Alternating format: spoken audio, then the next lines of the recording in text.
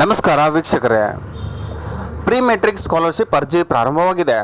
Metric ಪೂರ್ವ ವಿದ್ಯಾರ್ಥಿ ವೇತನಕ್ಕೆ ಅರ್ಜಿಯನ್ನು ಆಹ್ವಾನಿಸಲಾಗಿದೆ.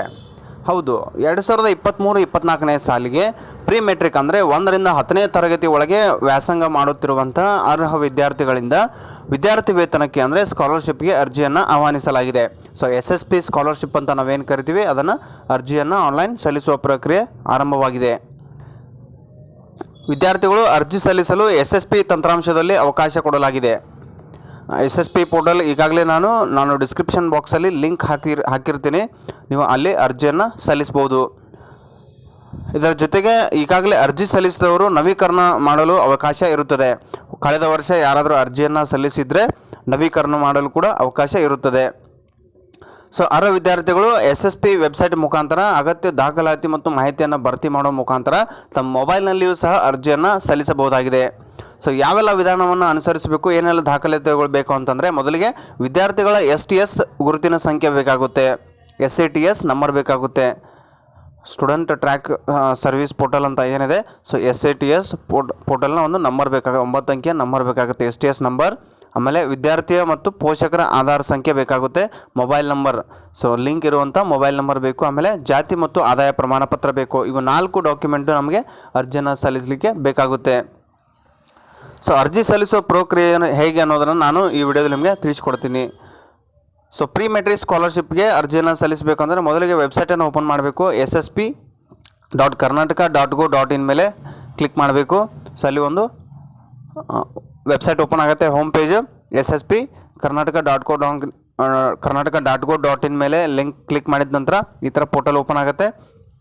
ಸೊ ಅಲ್ಲಿ 2 ಆಪ್ಷನ್ ಇರುತ್ತೆ, ಯೂಸರ್ ID ಮತ್ತು ಪಾಸ್ವರ್ಡ್ ಅಂತ ಕೇಳುತ್ತೆ. ಸೊ ಕಳೆದ ವರ್ಷ ಯಾರಾದರೂ ಅರ್ಜಿ ಸಲ್ಲಿಸಿದರೆ ಅಲ್ಲಿ ಯೂಸರ್ ID ಪಾಸ್ವರ್ಡನ್ನು ಎಂಟ್ರಿ ಮಾಡ್ಬೋದು. ಹೊಸದಾಗಿ ಅರ್ಜಿಯನ್ನು ಸಲ್ಲಿಸುವವರು ಕ್ರಿಯೇಟ್ ಅಕೌಂಟ್ ಅಂತ ಆಪ್ಷನ್ ಇರುತ್ತೆ, ಅಲ್ಲಿ ಕ್ಲಿಕ್ ಮಾಡ್ಬೋದು. ಆಮೇಲೆ ಲಾಗಿನ್ ಆದ ಬಳಿಕ ವಿದ್ಯಾರ್ಥಿಗಳು STS ನಂಬರ್ ಮತ್ತು ಪೋಷಕರ ಆಧಾರ್ ಸಂಖ್ಯೆ ಕೇಳುತ್ತೆ, ಅಲ್ಲಿ ನೀವು ಕ್ಲಿಕ್ ಮಾಡಬೇಕು. ನೋಡ್ಬೋದು, ವೆಬ್ಸೈಟ್ ಈ ಥರ ಓಪನ್ ಆಗುತ್ತೆ. ಸೊ ಕಳೆದ ವರ್ಷ ಅರ್ಜಿ ಸಲ್ಲಿಸಿದವರು ನಮಗೆ ಪಾಸ್ವರ್ಡ್ ಗೊತ್ತಿಲ್ಲಪ್ಪ ಅಂತಂದರೆ ಫಾರ್ಗಟ್ ಪಾಸ್ವರ್ಡ್ ಅಂತ ಆಪ್ಷನ್ ಇರುತ್ತೆ ಕೆಳಗಡೆ, ಫಾರ್ಗಟ್ ಪಾಸ್ವರ್ಡ್ ಕ್ರಿಯೇಟ್ ಮಾಡ್ಬೋದು. ಇರಲಿಲ್ಲ ಅಂತಂದರೆ ಹೊಸದಾಗಿ ಕ್ರಿಯೇಟ್ ಮಾಡುವಂಥವ್ರು ಇಲ್ಲಿ ಆಪ್ಷನ್ ಇದೆ ನೋಡಿ, ವಿದ್ಯಾರ್ಥಿ ಖಾತೆ ತೆರೆಯಿರಿ, ವಿದ್ಯಾರ್ಥಿ ಖಾತೆಯನ್ನು ಸೃಜಿಸಿ ಅಂತ ಆಪ್ಷನ್ ಇರುತ್ತೆ, ಹೊಸದಾಗಿ ಕ್ರಿಯೇಟ್ ಮಾಡುವಂಥವ್ರು. ಸೊ ಕಳೆದ ಬಾರಿ ಅರ್ಜಿ ಸಲ್ಲಿಸಿದಂಥವ್ರು ಪಾಸ್ವರ್ಡ್ ಮರೆತಿರುವಿರ ಅಂತ ಆಪ್ಷನ್ ಇದೆ, ಫಾರ್ಗಟ್ ಪಾಸ್ವರ್ಡ್ ಅಂತ ಆಪ್ಷನ್ ಇದೆ, ಅಲ್ಲಿ ಕ್ಲಿಕ್ ಮಾಡಬೇಕು. ಆಮೇಲೆ ಲಾಗಿನ್ ಯಾವಾಗಲೂ STS ನಂಬರ್ ಇರುತ್ತೆ, ಲಾಗಿನ್ ID STS ನಂಬರ್ ಇರುತ್ತೆ, STS ನಂಬರ್ ಹಾಕ್ತೀನಿ. ಆಮೇಲೆ ನ್ಯೂ ಪಾಸ್ವರ್ಡ್ ಕ್ಲಿಕ್ ಮಾಡ್ತೀವಿ, ಹೊಸ ಪಾಸ್ವರ್ಡ್ ಕ್ಲಿಕ್ ಮಾಡ್ತೀನಿ. ಕ್ಲಿಕ್ ಮಾಡಿ ಸೆಂಡ್ ಅಂತ ಆಪ್ಷನ್ ಕೊಟ್ಟ ತಕ್ಷಣ ಏನಾಗುತ್ತೆ, OTPಯನ್ನು ಪಡೆಯಿರಿ ಅಂತ ಕ್ಲಿಕ್ ಮಾಡಿದ ನಂತರ ರಿಜಿಸ್ಟರ್ಡ್ ಮೊಬೈಲ್ಗೆ ಒಂದು OTP ಬರುತ್ತೆ, 4 ಅಂಕಿಯ ಒಂದು OTP ಬರುತ್ತೆ. OTPನ ಎಂಟ್ರಿ ಮಾಡ್ತೀನಿ. OTP ಎಂಟ್ರಿ ಮಾಡಿದ ನಂತರ ತಿರ್ಗಾ ಮೇನ್ ಪೇಜ್ ಓಪನ್ ಆಗುತ್ತೆ, ಲಾಗಿನ್ ಆಪ್ಷನ್ಗೆ ಹೋಗಬೇಕು. ಸೊ ಇವಾಗ ನಮ್ಮ ಪಾಸ್ವರ್ಡ್ ಸಿಕ್ತು. ಲಾಗಿನ್ ID ಯಾವಾಗಲೂ STS ನಂಬರ್ ಆಗಿರುತ್ತೆ. ಪಾಸ್ವರ್ಡ್ ಈಗಾಗಲೇ ನೀವು ಹೊಸದಾಗಿ ಪಾಸ್ವರ್ಡ್ ಏನು ಕೊಟ್ಟಿದ್ದೀರಿ ಅದನ್ನು ಎಂಟ್ರಿ ಮಾಡಬೇಕು. ಲಾಗಿನ್ ಕ್ಲಿಕ್ ಮಾಡಿದ ನಂತರ ಈ ಥರ ಒಂದು ಮೇನ್ ಪೇಜ್ ಓಪನ್ ಆಗುತ್ತೆ. ಫಿಲ್ ಅಪ್ಲಿಕೇಶನ್ ಅಂತ ಬರುತ್ತೆ, ಫಿಲ್ ಅಪ್ಲಿಕೇಶನ್. ಸೊ ಎಲ್ಲ ಡೀಟೇಲ್ಸನ್ನು ಕರೆಕ್ಟಾಗಿ ಫಿಲ್ ಮಾಡಿ. ಆಮೇಲೆ ಕ್ಯಾಸ್ಟ್ ಸರ್ಟಿಫಿಕೇಟ್ ಅಂತ, do you have caste certificate ಅಂತ ಕೇಳುತ್ತೆ, ಎಸ್ ಅಂತ ಹೇಳಬೇಕು.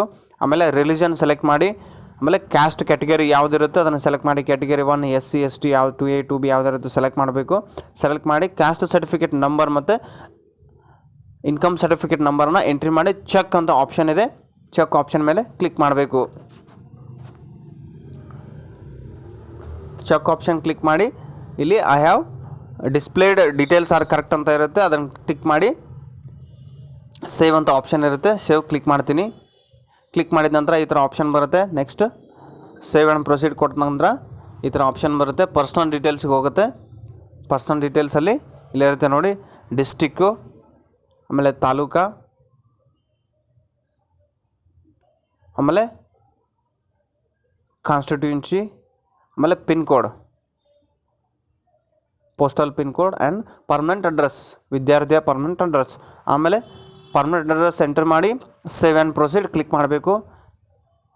ಸೊ ಅಲ್ಲಿ ಡೇಟಾ ಸೇವ್ ಆಗೋ ತನಕ ನಾವು ವೇಟ್ ಮಾಡಬೇಕು. ಡೇಟಾ ಸೇವ್ ಅಂತ ಬರಬೇಕು, ಸೇವ್ ಸಕ್ಸಸ್ಫುಲಿ ಅಂತ ಬರುತ್ತೆ. ಆಮೇಲೆ ಸಬ್ಮಿಟ್. ಫೈನಲಿ